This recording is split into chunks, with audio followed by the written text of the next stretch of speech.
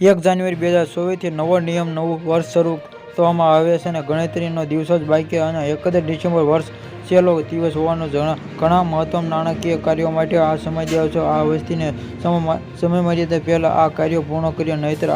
તમારે ભવિષ્યમાં સમસ્યાઓનો સામનો કરવો પડશે. ડીમેટ ખાતું: જો તમે શેર બજારનો વેપાર કરો છો તો તમારે 31 ડિસેમ્બર પહેલા તમારું ડીમેટ ખાતામાં નોંધણી અને નોંધણી કરવી પડશે અને જો તમે સમયસર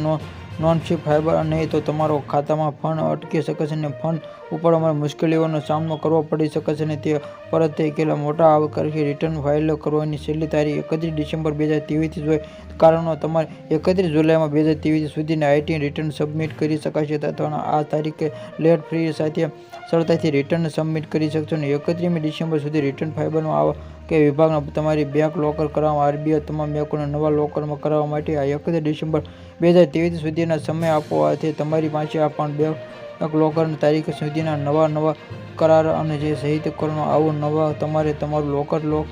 કરવું પડશે જેથી યુપીઆઈ હોરિઝોન અને એનપીસીઆઈના national payment corporation of UPI ચલાવવાની સરકારી નોટણી અને જારી કરવામાં તેનો ઉપયોગ કરવી તેનો વર્ષ સુધી સમય માટે થયો નથી અને જો તમારી પાસે પણ આવા ઘણા યુપીઆઈ આઈડી જો તો તેમની નહીંથી ઉપયોગ કરવાથી તો 1 જાન્યુઆરી સુધી નિષ્ક્રિય થઈ જશે.